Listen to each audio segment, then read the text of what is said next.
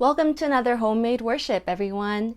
Kids, did you know that God is the source of kindness?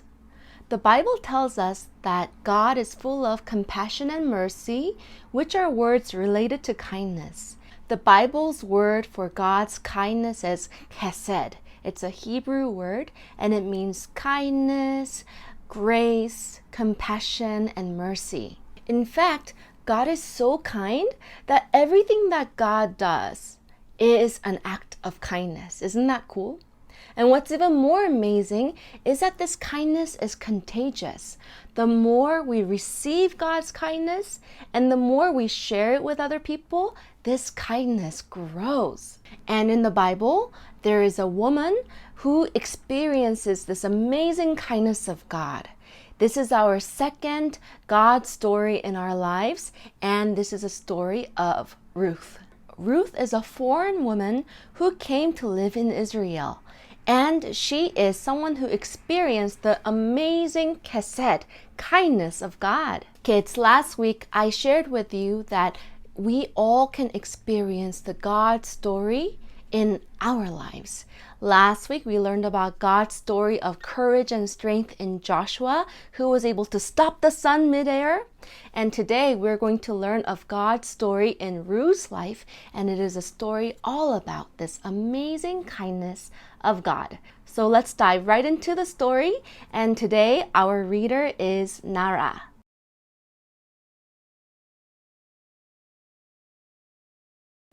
"Look," said Naomi, "your sister-in-law is going back to her people and her gods.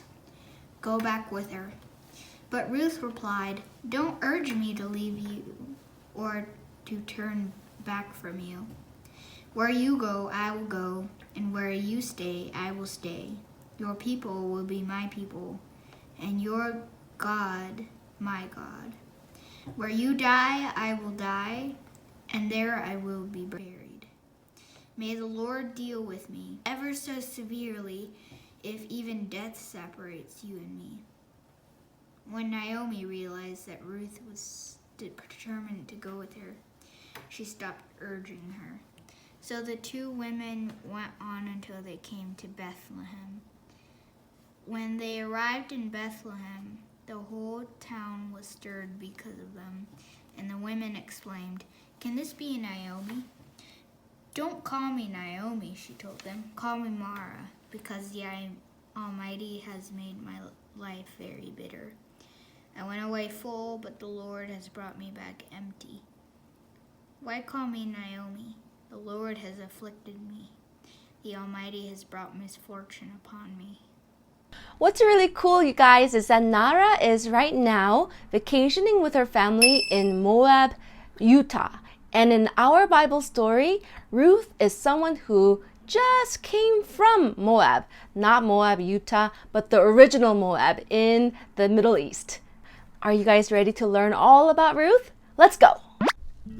Long after Joshua and the Israelites defeated their enemies and settled in the Promised Land, there was a famine. In the town of Bethlehem, there was a woman named Naomi who lived with her husband Elimelech and her two sons Mahlon and Chilion. The famine became so severe that it became really difficult for them to stay in Bethlehem. So Naomi and her family decided to move to a region called Moab. In Moab, Naomi and Elimelech found a home, and their sons Mahlon and Chilion got married to the Moabite women. Everything seemed to go really well until Elimelech, Naomi's husband, died. And as if that's not bad enough, Naomi's two sons, Mahlon and Chilion, also died. As you can imagine, Naomi, who lost her husband and her two sons, was so sad. And she said, "There is nothing for me here in Moab.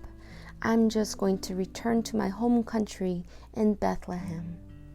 And she said to her two daughter-in-laws, whose names, by the way, were Orpah and Ruth.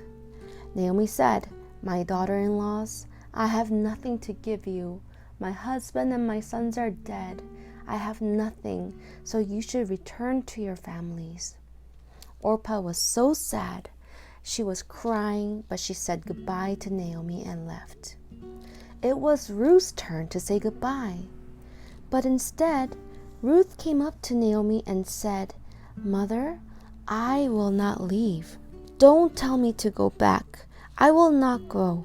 Wherever you go, I will go. Wherever you stay, I will stay.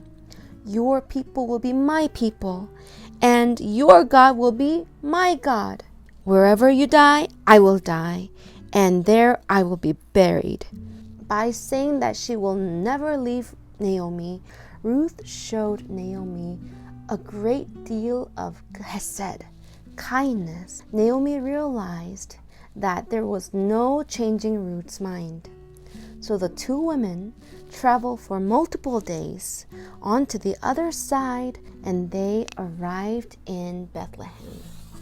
Remember, when they arrived in Bethlehem, they were homeless. And kids, nowadays, women can do anything that they want. They could become doctors, they could become teachers, they could even become the president of the United States. But back then, if you did not have a man with you, you were exposed to great danger and poverty and homelessness. So as Ruth and Naomi came to Bethlehem, they were homeless and poor. Now it was up to Ruth to take care of Naomi. She decided to go look for some food, and it was actually the time of the harvest. And as she went to see what she could find, she came across a barley field. There was a big barley field, and she saw that she could maybe pick up some barley from the ground so she can eat it with Naomi. As she was picking barley, a man named Boaz saw her. Boaz was a respected man in Bethlehem, and he owned all the barley fields. He saw that there was a stranger, Ruth, a Moabite woman, who was picking barley from his field. He said, "What is that woman doing? Get her out!" Just kidding, he did not say that. Instead, what he said was, "Who is that woman?" And when he found out that she was Ruth, Naomi's daughter-in-law, he came out to meet her. And Boaz said to Ruth, "May God bless you. I have heard all about your kindness to Naomi. You have been so good to bring her back. I know you are a woman of great character. You don't have to go anywhere else. Stay in my field and take all the barley you want. You can have as much as you want, and make sure you take enough for Naomi." See, Boaz has heard about Ruth's great kindness towards Naomi. And because of that, remember I said kindness is contagious? He showed even greater kindness towards Ruth. And Ruth was so amazed, and she said, "How could you be so kind to me, a foreigner?" And Boaz said, "It is because you have shown kindness to Naomi." So Boaz gave Ruth so much barley, and she was so excited to take it back home to her mother-in-law, Naomi. When Naomi heard about this, she was amazed, and she said, "You know what? Boaz is actually somebody who could be our family protector." You see, back in Israel, they had a system where people who were homeless and weak like Naomi and Ruth could have relatives be protectors, also known as kinsman redeemers. And Naomi said, "Boaz is a kinsman redeemer for us, and I think he's going to protect us." And that is exactly what Boaz did for Ruth. Boaz was a man who loved God, and he saw God's kindness in Ruth. So even though she was a foreigner and a widow, he decided to marry her. By marrying Ruth, he became a protector for Ruth and Naomi. What's more amazing is that God had a bigger plan for this family. God showed both of them even greater kindness by giving them a son named Obed. When Ruth and Boaz had this baby son, Naomi praised the Lord, saying, "Your kindness has been amazing to us, Lord. Your kindness is so great because you have revived our family." And other people praised God and also said, "May God bless your family, and may Ruth become like all the wonderful mothers in the Bible." And boys and girls, guess what? That is exactly what happened. God's kindness is truly contagious because Ruth's kindness to Naomi led to Boaz's kindness to Ruth, and their kindness to each other led to kindness to Naomi. And God was so happy to see all of their kindness and hesed to one another. God showed this family even greater kindness. Boys and girls, does the name Bethlehem remind you of someone? That's right. Bethlehem is the hometown of Jesus, and Jesus is connected to Ruth and Boaz and Naomi. Let me explain. Boaz and Ruth's baby is named Obed, and Obed became the father of Jesse, and Jesse became the father of the famous King David. That makes Ruth King David's grandmother. And the Bible tells us that David becomes the ancestor of Jesus. So from David to Jesus, there are 24 generations of families. But ultimately, Ruth becomes an ancestor of Jesus Christ, who will become the author of the amazing, great kindness of God, which is to save us from our sins, to forgive us of all of our wrongs, and unite us with our God in heaven. Now that is Hesed. Kids, have you experienced great kindness before? I sure have. I remember when I first came to America, I was an immigrant, a foreigner, and I didn't speak a word of English. And when I felt so lost, there was a really amazing friend, Katie, who came alongside, and she really showed me great kindness. She would invite me over to her house and teach me everything about the American life, including the cheese-flavored popcorn, the tree house, the football, and the arts and crafts that we used to do back in the 90s. Because God is a God of great hesed, of great kindness, all of us, His children, who want to become more like Him can learn to be more kind to one another. And the more we share this kindness grows. Boys and girls, I know that sometimes it's a little hard to be kind to someone if they are mean to you. And I've definitely experienced some mean people too. They may not like you for no reason whatsoever.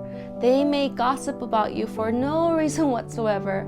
They may bully you, and they may just look at you with contempt and sometimes even disgust. What should we do when we experience meanness like that around us? Well, boys and girls, a really wise thing to do in those situations is focus again on the kindness of God. Close your eyes, find a quiet space, and fill your heart with the eternal, unconditional kindness of God towards you. God thinks you're amazing. He is so proud of you, and He can't wait for you to live your life and show everyone who you are because you're a child of God. So fill your heart with God's kindness first.